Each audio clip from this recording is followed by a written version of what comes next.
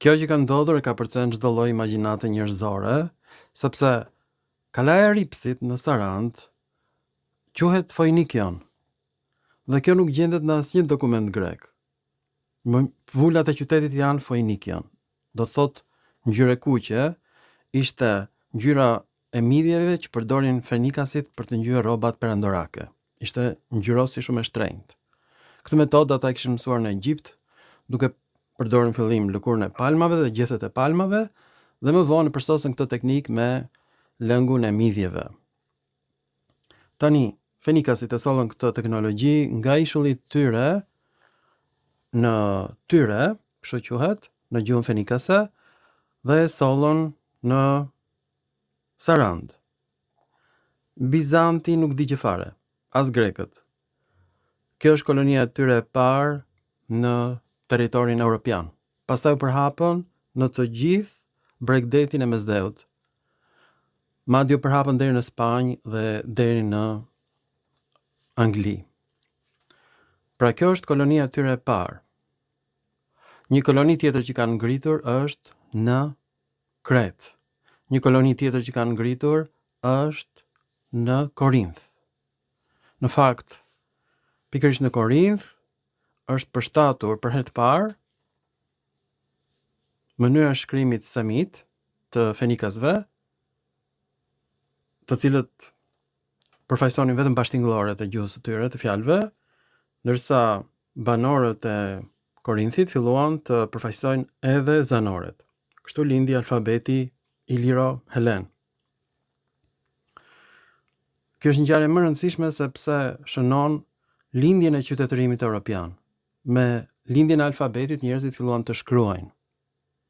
Më herët, Helenët dhe Ilirët kanë shkruar me një alfabet tjetër, alfabetin me shkronja sumere, që është gjetur tek gjuha hitite, por kjo ishte në Azinë e vogël. Dhe ky lloj shkrimi është zhdukur rreth viteve 1200 para erës sonë. Pra për 400 vjet shkrimi ishte zhdukur fare dhe rishfaqet përsëri me fenikasit, të cilët flisin një gjuhë semite të ngjashme me palestinezët e sotëm. Kanë ardhur pra nga Libia dhe kanë pushtuar Ilirin. Në fakt, qyteti Budva, Buthoe, është qytet egjiptian që kanë sjellë ata këtu, është në malin e Zi. Pra fenikasit u vendosën në Iliri, por ata u bashkuan me Ilirët dhe me Helenët dhe krijuan një popullsi të përzier. Kjo është e vërteta. Pra qytetërimi evropian nuk është i pastër ashtu siç mendonim ne. Nuk jemi një rast kaq e pastër siç mendonim. Jemi të përzier me fenikasit. Dhe qyteti i Sarandës e provon këtë. Quhet Foinikion ose ngjyrë e kuqe. Kështu ka mbetur edhe në greqisht, ngjyrë e kuqe e lëngut të midhjeve. Gjëja më e tmerrshme është kjo. Absolutisht asnjë dokument grek s'di gjë fare për kështjellën e Ripsit. Nuk di gjë. Pra është një kështjellë ilire e paregjistruar në asnjë dokument grek, në asnjë autor të lashtë. Është një kështjellë shumë e vogël, por është kështjellë fenikase, helene, e përzier. Janë gjetur vulat e qytetit që do të thotë Foinikion. Është një emër përkëdhelës në Asnjanës. Tani shikoni vetë, të gjithë dokumentat e Bizantit, të tregoj unë, aty s'ka asnjë përmendje të Ripsit, të Sarandës dhe as të kështjellës Foinike. Nuk dinin gjë fare grekët për këtë gjë.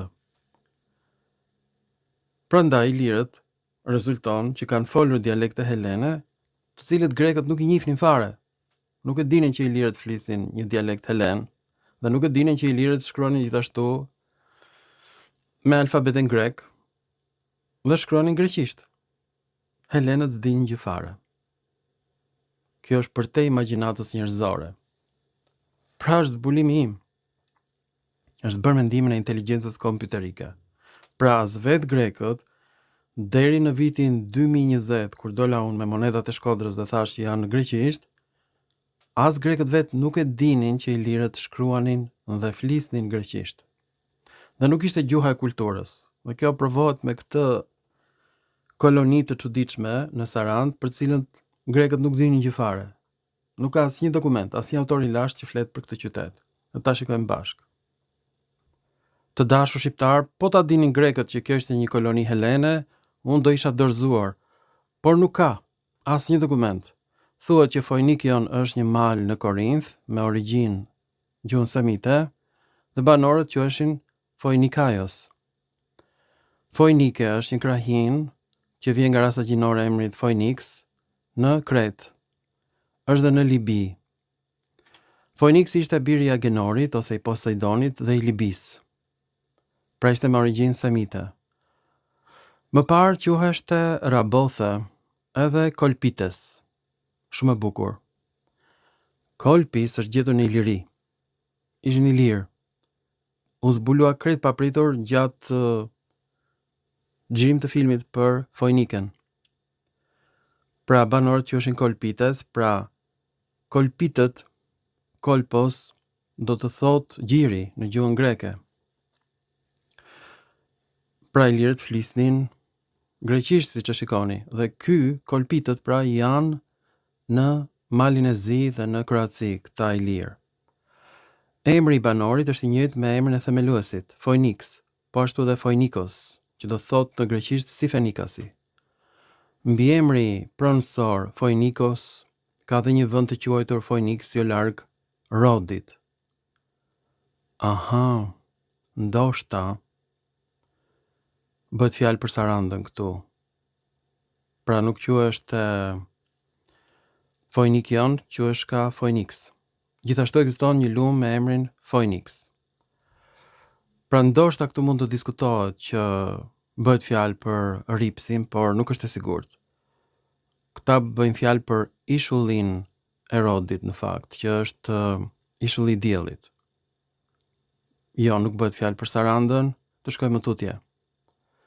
Phoinikos është qyteti Kretës, ka dhe një ishull pranë Likis. Gjithashtu ekziston një port liman i quajtur Phoinikos. Thukiditi në librin e 8 thotë që emri i banorëve Phoinikuntios dhe Phoinikusios, ashtu dhe Selintuntios dhe Selinlusios është emër helen, pra nuk lidhet me shqipen. Një qytet tjetër është Phoinikusoi, në numrin shumës në greqisht. Janë dy ishuj në gjirin e Libis, pranë Kartagjenës, sipas Hekateut. Në përshkrimin e Libis, banorët e ishujve quheshin Phoinikusoi, ka dhe një qytet të Fenikasve në Siri të quajtur Phoinikusoi, në numrin shumës në greqisht, siç e përmend edhe vetë në librin për Azin. Pra çka kanë bërë grekët, kanë marrë emrin e Fenikasve dhe kanë helenizuar atë. Por është emër me origjinë semite, është në Siri, në Libi, prandaj ata kanë ardhur këtu dhe kanë ngritur koloninë e tyre në Sarand. Pra, unë mendoja se lidheshte me Sarandën, jo, më herët lidheshin këto emra me ishullin Rodos, ishulli i diellit, në greqishtën e lashtë, pra s'din gjë fare për Sarandën dhe për qytetin Phoinikion në Iliri. A nuk është kjo madhështore? Dhe tani të vim tek revista Iliria. Të dashur shqiptar, ky është artikulli i parë i revistës Iliria në vitin 1971, kur unë isha vetëm 1 vjeç, dhe autorët që zbuluan këtë kala nuk e dinin që ishte një kala fenikase. Nuk e din edhe sot e kësaj dite. Dhimosten Budina me origjinë helene në Shqipëri ishte arkeolog, ai e zbuloi këtë kala dhe ai mendonte që ishte greke. Mirë, rezulton që është me emër helen, vulat e qytetit janë helene, por grekët vetë s'dinin gjë fare për këtë kala dhe i quanin ilirët barbar. Pra siç e pat, nuk ka asnjë lloj përmendje në asnjë nga autorët e lashtë grek, dhe as në perandorinë e lindjes. S'dinin gjë fare për këtë kala të bukur të vogël ilire. Tani ju nuk mund të jeni krenar, pra këta greqisht flisnin. Të jeni të sigurt. Pra këta ilirët ose Hyliroi janë grek që vinë nga Theba, që është emër egjiptian. E kanë sjell Fenikasit. Po ashtu edhe emrin Budva e kanë sjell Fenikasit, është e sigurt. Është një emër i një qyteti në Egjipt. Pra jeni krenar për atë që bëra unë. Çfarë rezulton nga kjo? Akademia e Shkencave në ndikimin e minoritarëve kërkon varre ilire, mirë po gjen kështjella greke.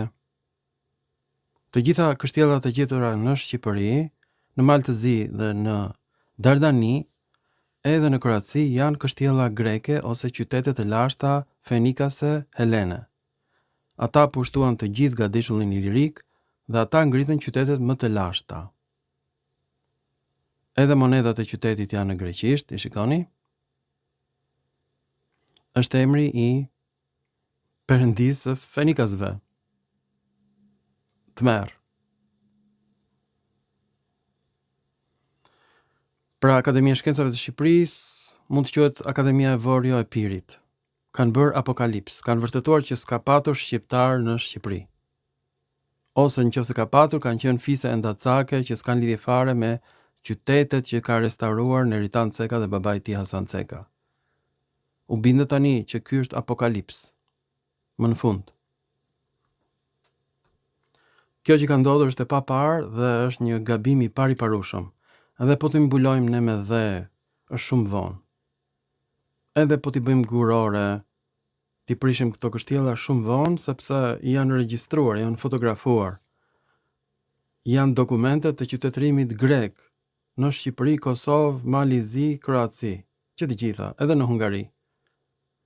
Turpi papar, dështimi plot i shtetit shqiptar, komunist, si në çdo aspekt, ata kanë dështuar dhe në arkeologji, por zbulimet arkeologjike kanë vënë në dyshim ekzistencën e popullit shqiptar. Kemi të bëjmë me apokalips, ngjalljen e të vdekurve që nuk flisnin shqip, por greqisht. Ju falenderit për vëmendjen dhe mirupafshim në filma të tjerë shkencor.